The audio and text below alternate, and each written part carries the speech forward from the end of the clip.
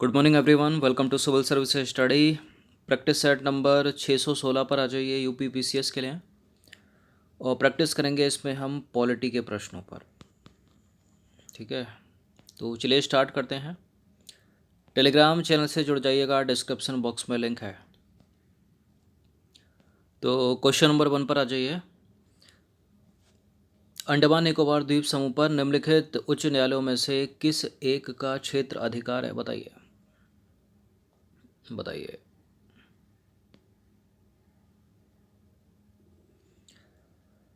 अंडमान निकोबार, ठीक है, ये है स्थिति। ठीक है, अगर ऑप्शन में होता बम्बई उच्च न्यायालय तो एलिमिनेट हो जाता। ठीक है, इस तरफ का इधर ही होगा ना आसपास।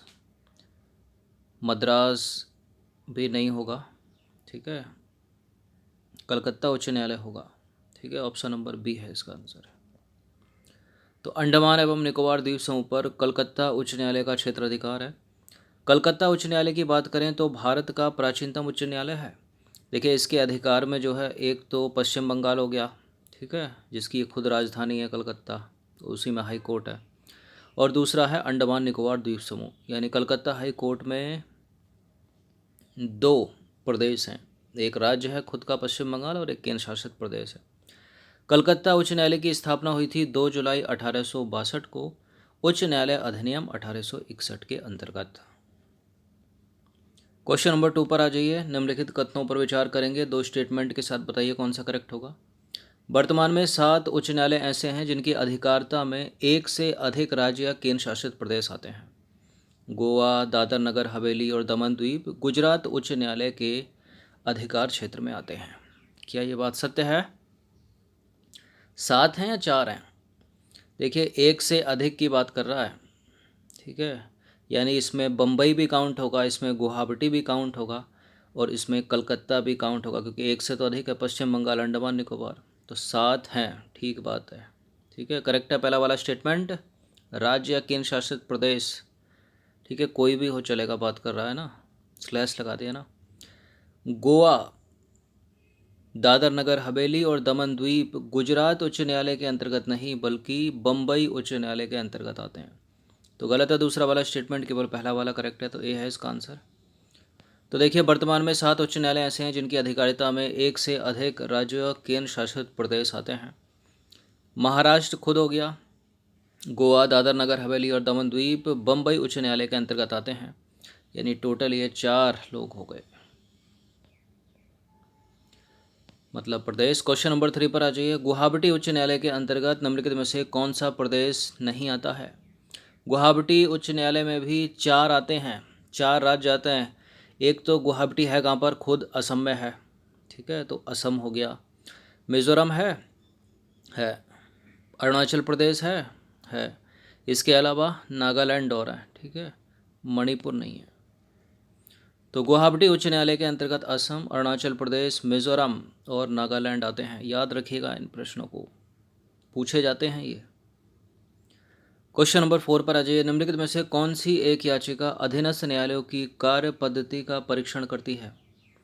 कौन सी रिट है वो? अधिकार प्रक्षय है, परमादेश है, उत्प्रेषण है या वंदी प्रत्यक्षीकरण? यह है उत्प्रेषण रिट, ऑप्शन नंबर सी। तो 5 प्रकार की रिट है, आपको पता होगा। ठीक है, हाई कोर्ट सुप्रीम कोर्ट दोनों निकाल सकते हैं। देखिए, उत्प्रेषण एवं प्रतिषेध याचिकाएं अधीनस्थ न्यायालयों की कार्य पद्धति का परीक्षण करती हैं। जब अधीनस्थ न्यायालय अपने अधिकार क्षेत्र से बाहर किसी विषय पर सुनवाई करता है तो ऊपरी न्यायालय प्रतिषेध याचिका द्वारा मामलों को अपने पास मांग लेता है। ठीक है, मंगा लेता है। देखिए, यदि न्यायालय ने अपने अधिकार क्षेत्र से बाहर निर्णय दिया है, ठीक है, कोई न्यायालय जिसने अपने अधिकार क्षेत्र से बाहर निर्णय दिया है, तो उच्च न्यायालय उत्प्रेषण याचिका के द्वारा उस निर्णय को रद्द कर मामले को अपने पास लेकर सुनवाई करता है। ठीक है, अब इसमें उच्च न्यायालय मंगवाता है। ठीक है, हाई कोर्ट तो यानी छोटे न्यायालय होंगे, जिला सत्र न्यायालय होंगे। ठीक है, जो अपने अधिकार क्षेत्र से बाहर जाकर काम करते हैं।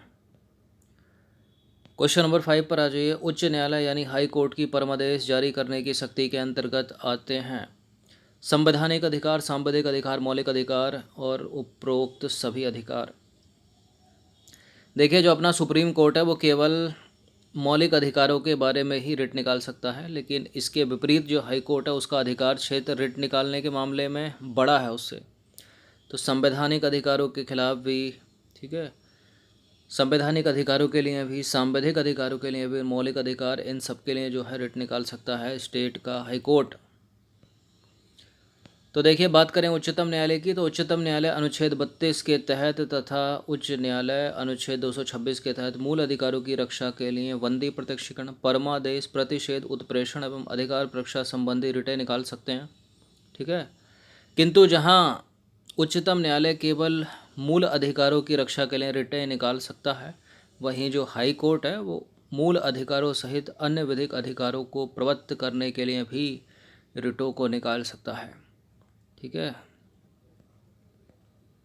क्वेश्चन नंबर 6 पर आ जाइए। जिला न्यायाधीश शब्द निम्नलिखित में से संविधान के किस अनुच्छेद में आया है? हम चर्चा कर चुके हैं इसके ऊपर, बताइए किस आर्टिकल में आया है जिला न्यायाधीश शब्द? अनुच्छेद 233 में आया है।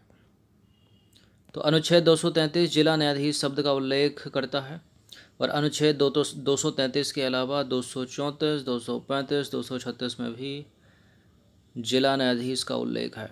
ठीक है, डिस्ट्रिक्ट जज। क्वेश्चन नंबर 7 पर आ जाइए। भारतीय संविधान का अनुच्छेद 249 संबंधित है किससे? किससे? राष्ट्रपति की आपातकालीन शक्तियों से तो नहीं है ये।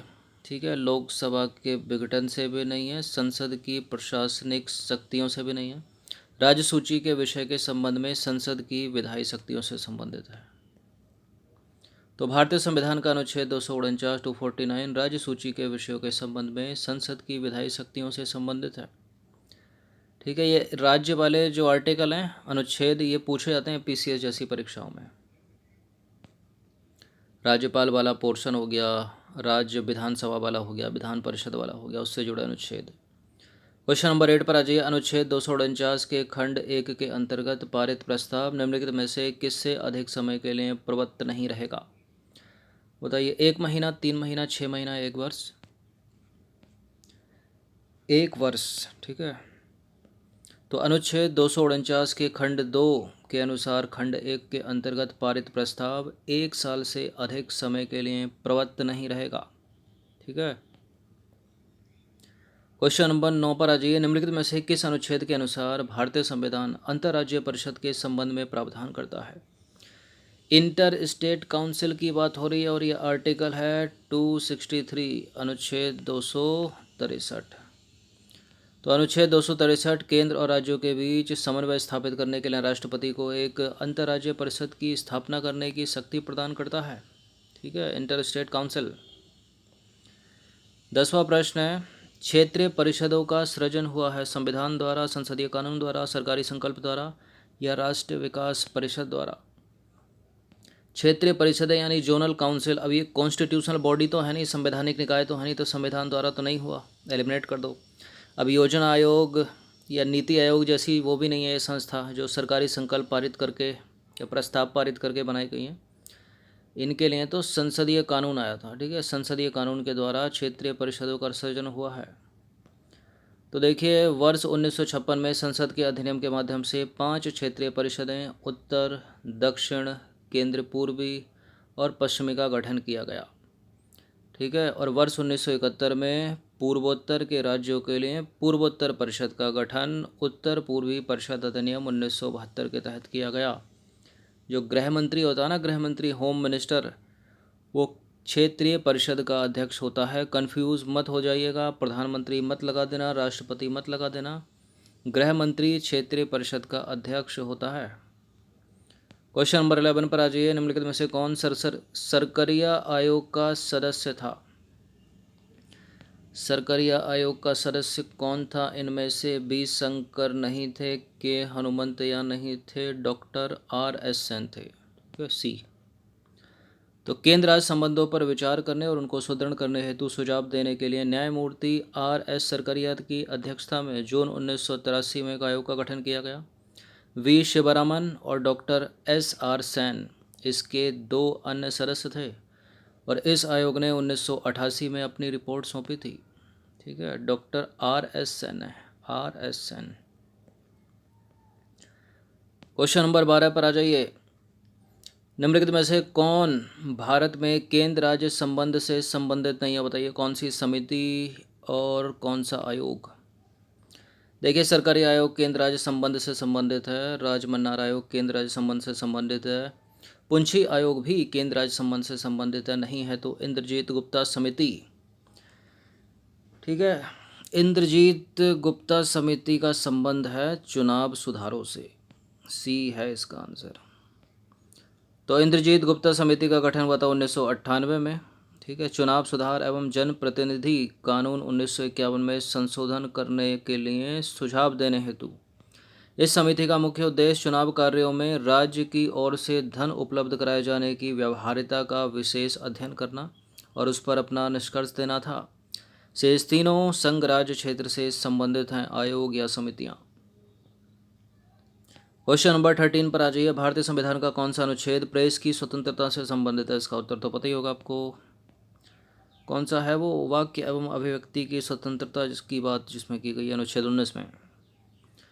तो देखिए, संविधान में प्रत्यक्ष रूप से प्रेस की स्वतंत्रता का उल्लेख नहीं है, लेकिन अनुच्छेद 19 के अंतर्गत वर्णित वाक्य स्वतंत्रता और अभिव्यक्ति की स्वतंत्रता के अधिकार में न्यायालय के द्वारा इसको निहित माना गया है। चलिए क्वेश्चन नंबर 14 पर आ जाइए। भारतीय संविधान में स्वतंत्रता का अधिकार 4 अनुच्छेदों में वर्णित है। कौन कौन से हैं वो 4 अनुच्छेद? 17 से 20 तक है, 18 से 21 तक है, 16 से 19 तक या 19 से 22 तक? 19 से 22 तक।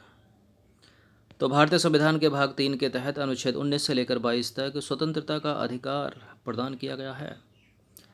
ठीक है, और 23-24 में है शोषण के विरुद्ध अधिकार। क्वेश्चन नंबर 15 पर आ जाइए। भारत के संविधान का कौन सा अनुच्छेद अपने पसंद के व्यक्ति से विवाह करने के किसी व्यक्ति के अधिकार को संरक्षण देता है?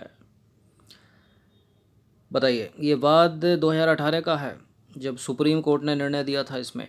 ठीक है, और 1-2 साल के बाद जो है यूपीएससी ने प्रश्न भी कर लिया। अनुच्छेद 21 है इसका उत्तर। तो देखिए, 27 मार्च 2018 को गैर सरकारी संगठन शक्ति वाहिनी बनाम भारत संघवाद में सुप्रीम कोर्ट ने जीवन साथी चुनने के अधिकार को मूल अधिकार मानते हुए, फंडामेंटल राइट्स मानते हुए इसे अनुच्छेद 21 में निहित माना।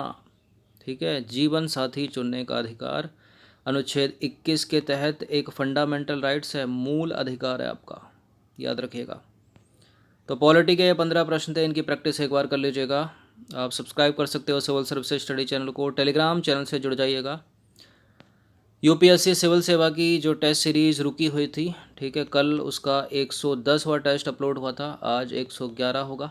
ठीक है, उनकी भी प्रैक्टिस करते रहिए। समय कम है, 10 अक्टूबर को एग्ज़ाम है। ठीक है।